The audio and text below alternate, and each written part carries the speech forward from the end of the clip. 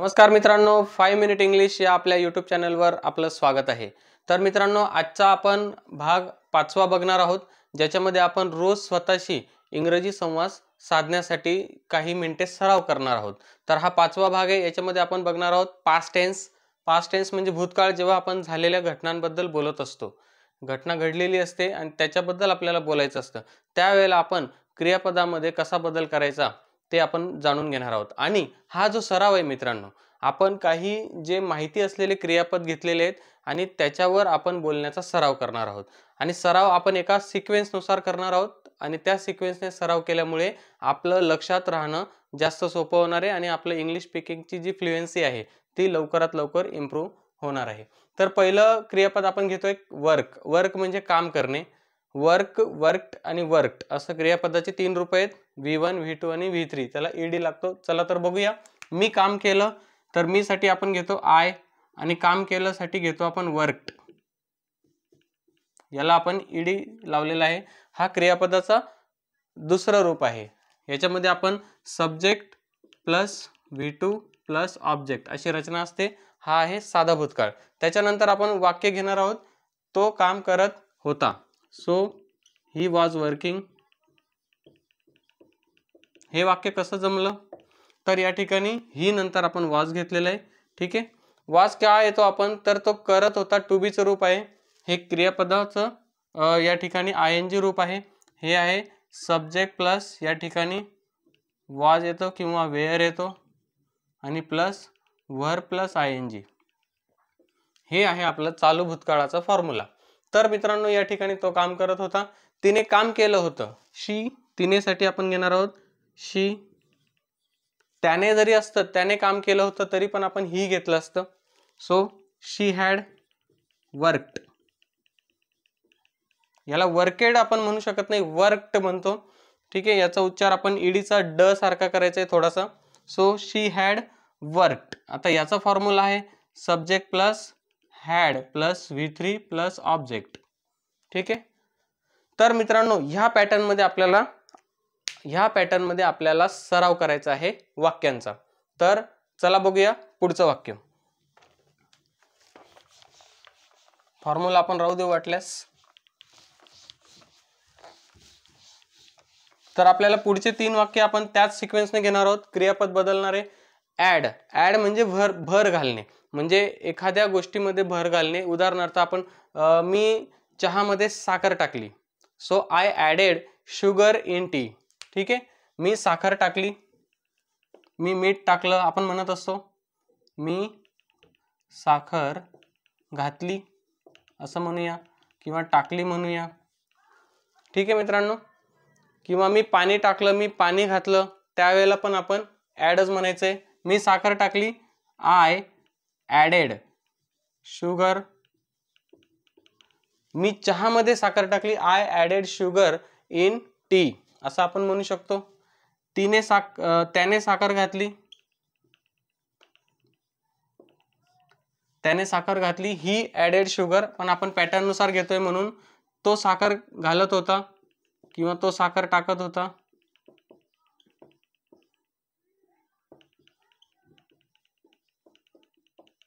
बघा, जनरली आपण असंच म्हणतो मित्रांनो, टाकत होता। सो आणि तिसरं वाक्य घेणार आहोत आपण, तिने साखर टाकली होती। तिने साखर टाकली होती। बघा मित्रांनो, सो हे 3 वाक्य सिक्वेन्स मध्ये, मी साखर घातली किंवा साखर टाकली, तो साखर टाकत होता आणि तिने साखर टाकली होती। बघा, तो सो आय ऍडेड शुगर, साखर टाकत होता म्हणजे वॉज येणार या ठिकाणी। So he was adding. बघा, इथं वर्ब प्लस आयएनजी लिहिलंय म्हणून वर्बला आयएनजी लागलेलं आहे। He was adding sugar. तिने साखर टाकली होती, she had added sugar. She had added sugar. आपल्याला ज्या वेळेला पूर्ण घडलेली घटना आपल्याला सांगायची की तिने साखर टाकली होती, तर तुमच्या मनामध्ये ऑटोमॅटिक कर्त्यानंतर हॅड आला पाहिजे. शी हॅड ॲडेड, तिने काम केलं होतं. शी हॅड वर्कड. ठीक आहे, ती गेली होती. She had gone.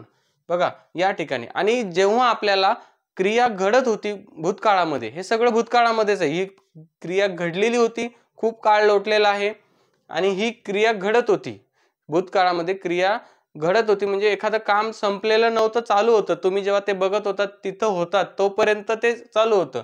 So he was adding sugar, म्हणजे तो साखर टाकत होता, साखर घालत होता.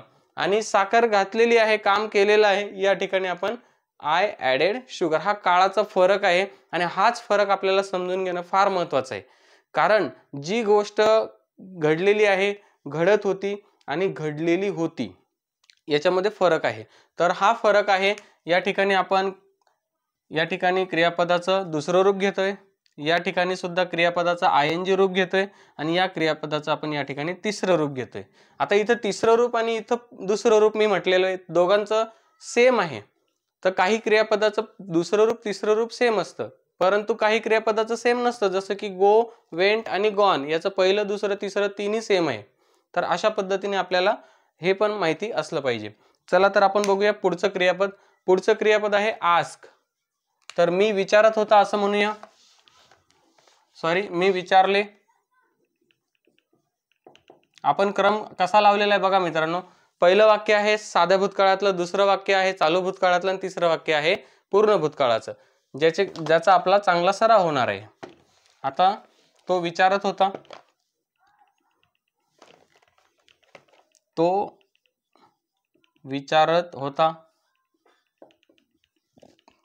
असा आपल्याला सराव करायचा आहे. आणि तिने विचारलं होते, तिने विचारले होते. तर आय आस्क्ड, तो विचारत होता. ही वॉज आस्किंग. चालू काळातली क्रिया दाखवायची. क्रिया चालू होती तुमच्या समोर, लगेच वॉज आला पाहिजे. कर्त्यानंतर लगेच वॉज आला पाहिजे. इकडे कर्त्यानंतर लगेच हॅड आला पाहिजे. शी हॅड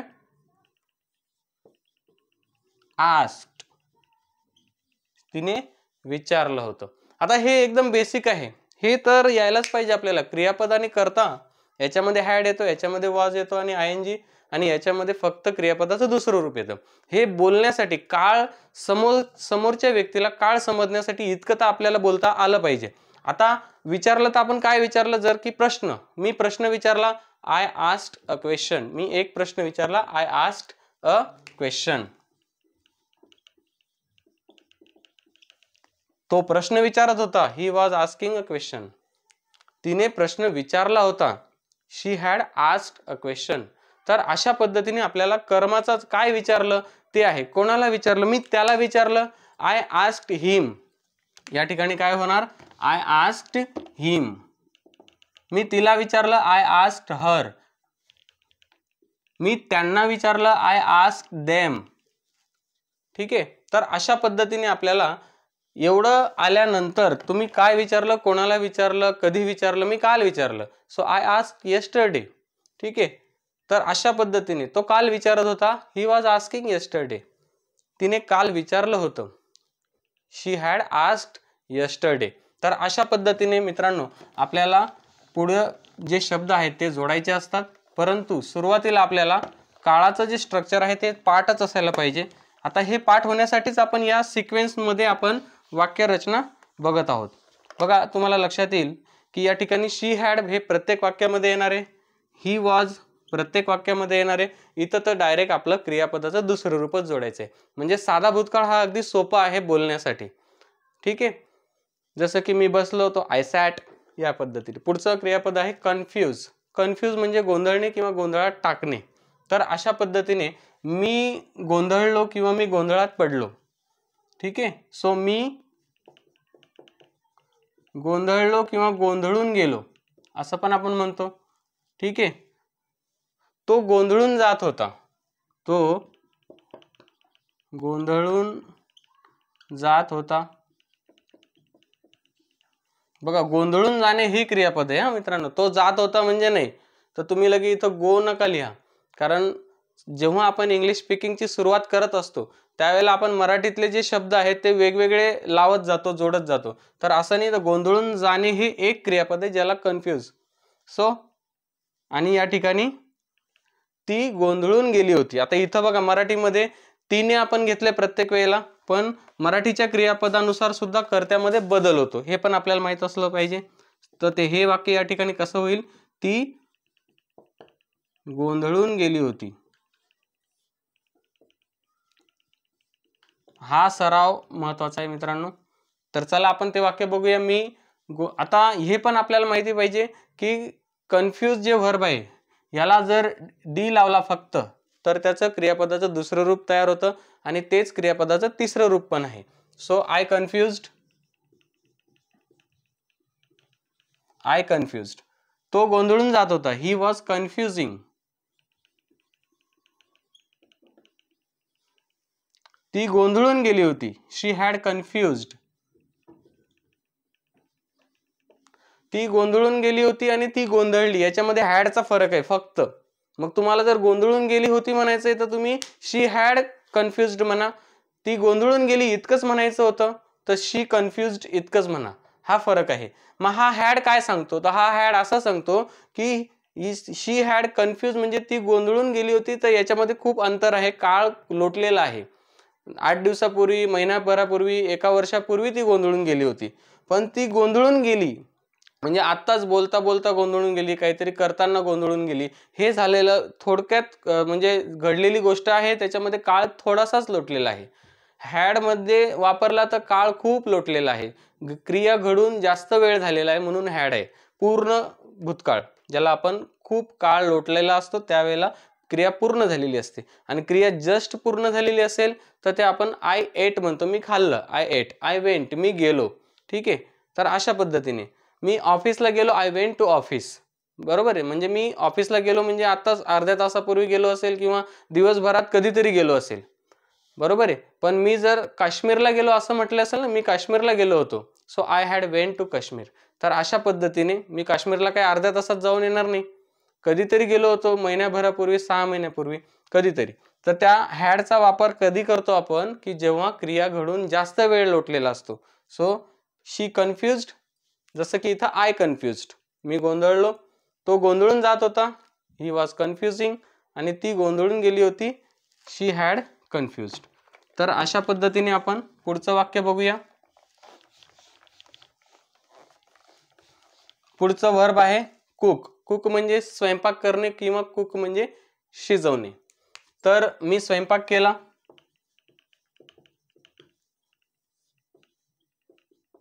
मी स्वयंपाक केला, तो स्वयंपाक करत होता,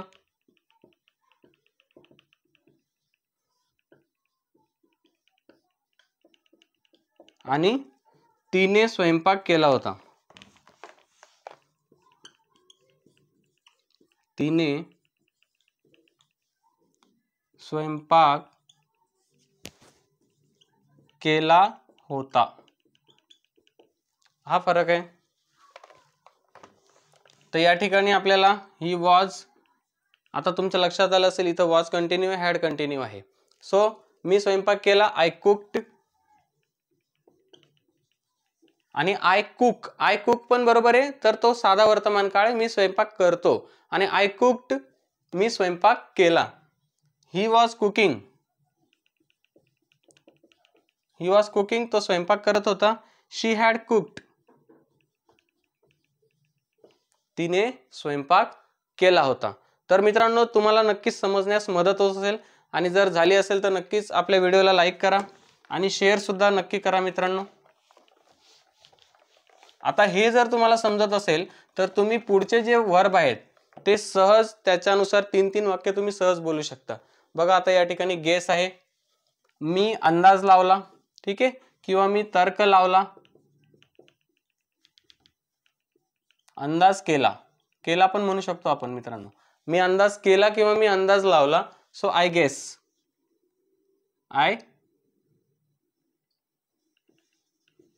आय गेस्ड. त्याच्यानंतर तो अंदाज करत होता, किंवा तो अंदाज लावत होता किंवा तो तर्क लावत होता आणि तिने तर्क लावला होता, तिने तर्क लावला होता. So I guessed, he was गेसिंग आणि शी हॅड गेस्ड. ठीक आहे. तर अशा पद्धतीने आपल्याला ह्या वाक्यांचा असा न बघता न लिहिता सराव करायचा आहे. आता तुम्ही म्हणाल तुम्ही तर आम्हाला लिहून दाखवत आहात व्हिडिओमध्ये, तर लिहून याच्यासाठी दाखवत आहोत की आपल्याला काळ आणि वाक्यरचना ही समजून घेतली पाहिजे. ती समजून घेतल्यानंतरच आपल्याला डायरेक्ट बोलता येईल. ठीक आहे. तर अशा पद्धतीने आपण आता जर तुम्हाला डायरेक्ट बोलता येत असेल तर तुम्ही सराव कसा करायचा आहे. जर वर्क असेल, so I worked, he was working, she had worked. मी 3 काळांमध्ये बोललेलो आहे. I added, he was adding, she had added. त्याच्यानंतर I asked, he was asking, she had asked. त्याच्यानंतर I confused, he was confusing, she had confused. त्याच्यानंतर I cooked, he was cooking, she had cooked. अशा पद्धतीने I guessed, he was गेसिंग, शी had guessed. तिने आधीच तर्क लावला होता, शी हॅड गेस्ड ऑलरेडी. तर अशा पद्धतीने पुढचं आहे हेल्प. पुढचं आहे मित्रांनो हेल्प. लिहिणं आपल्याला एकदा समजून घेतलं की मग आपल्याला बोलण्याचीच प्रॅक्टिस करायची आणि सर्वात महत्त्वाचं आहे बोलणं. लिहिणं वाचणं हे तर आपल्याला येतंय मित्रांनो. पुढचं आहे हेल्प. मी मदत केली, आय हेल्प्ड. तो मदत करत होता, ही वॉज हेल्पिंग. तिने मदत केली होती,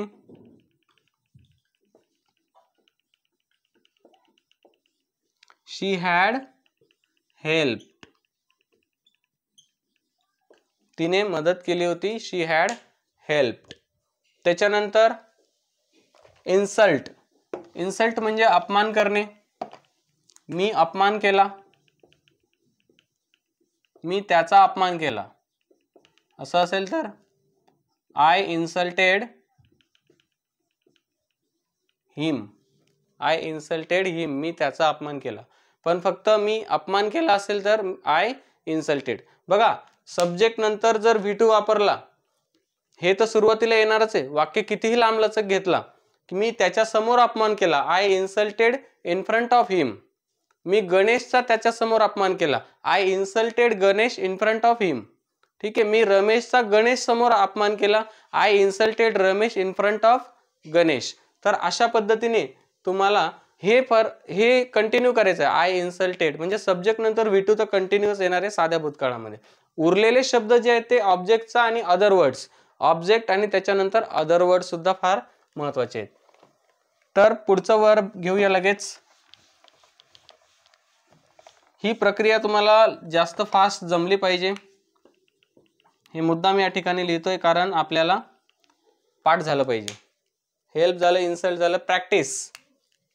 मी सराव केला. प्रॅक्टिस म्हणजे सराव करणे. मी सराव केला, आय प्रॅक्टिस्ड. I practised. मी सराव केला, तो सराव करत होता, ही वॉज प्रॅक्टिसिंग. तिने सराव केला होता, शी हॅड प्रॅक्टिस्ड.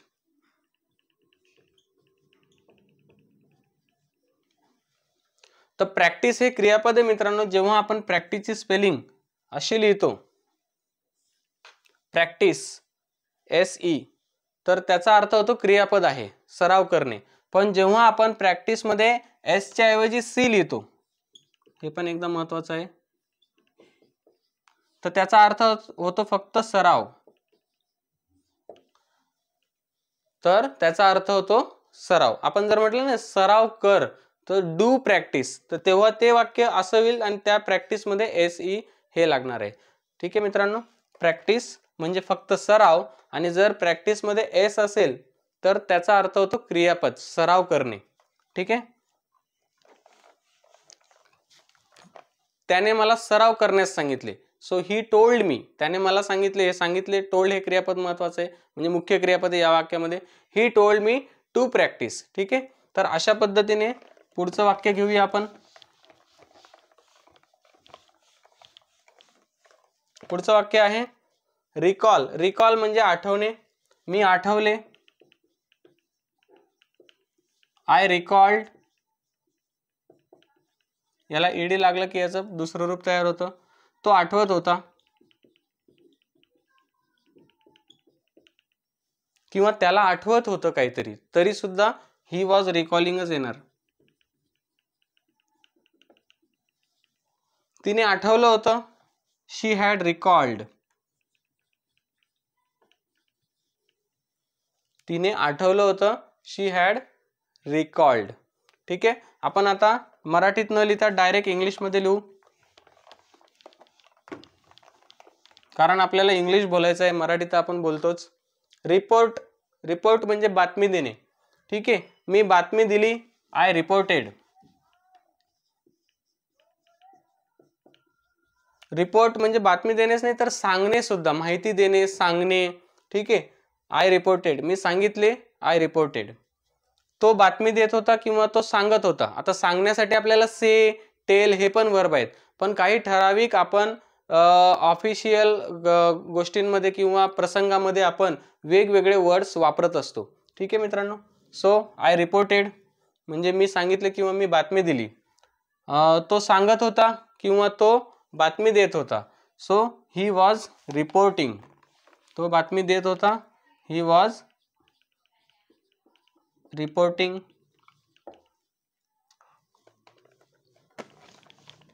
जसं की ऑफिसमध्ये एक कर्मचारी त्याच्या वरिष्ठ कर्मचाऱ्याला काहीतरी सांगत असतो, तर त्या ठिकाणी रिपोर्टिंग पण आपण यूज करू शकतो. She had reported, she had reported. तिने बातमी दिली होती, तिने माहिती दिली होती, तिने सांगितलं होतं, तिने कळवलं होतं, या अर्थाने आपण शी हॅज रिपोर्टेड म्हणू शकतो. पुढचं आहे सजेस्ट. तर मी सुचवलं, मी सुचवले, मी सुचवलं, आय सजेस्टेड. आता इथं मात्र आपण सजेस्ट न म्हणता सजेस्टेड म्हणू. इथं ईडीचा उच्चार आपल्याला करावा लागेल. काही क्रियापद असे आहेत, जसं या ठिकाणी गेस्ट आहे, तिथं ईडीचा उच्चार होत नाही, तो सायलेंट असतो थोडासा. इकडे मात्र रिपोर्टेड आहे, सजेस्टेड आहे. ठीक आहे, ॲडेड आहे, जिथं आपण ईडीचा उच्चार करतो. हे आपल्याला एकदाच लक्षात ठेवायचं, हे काही एवढं अवघड नाहीये. एकदा आपण ॲडचं ॲडेड म्हणायला शिकलो की नंतर काही आपल्याला विषयच राहत नाही, कारण इंग्रजी ही आपली भाषा नाही, आपल्याला फक्त बोलण्यासाठी शिकायचं आहे. ठीक आहे, तिचा अभ्यास फक्त आपल्याला थोडासाच करायचा आहे, तो सुद्धा एकदाच करायचा आहे. नंतर तुम्हाला अभ्यास करण्याची गरज लागणार नाही, एकदा जर तुम्ही बोलायला लागले तर. So he was reporting, she had reported. तर अशा पद्धतीने मित्रांनो पुढचं वर्ब आहे सजेस्ट. तर मी सुचवले, ते आपण लिहिलेले आय सजेस्टेड, तो सुचवत होता. So he was suggesting, he was suggesting, तो काहीतरी सुचवत होता. ही वॉज सजेस्टिंग समथिंग, तो त्याला सुचवत होता. ही वॉज सजेस्टिंग हिम. तर शी हॅड सजेस्टेड, तिने सुचवलं होतं. So she had suggested.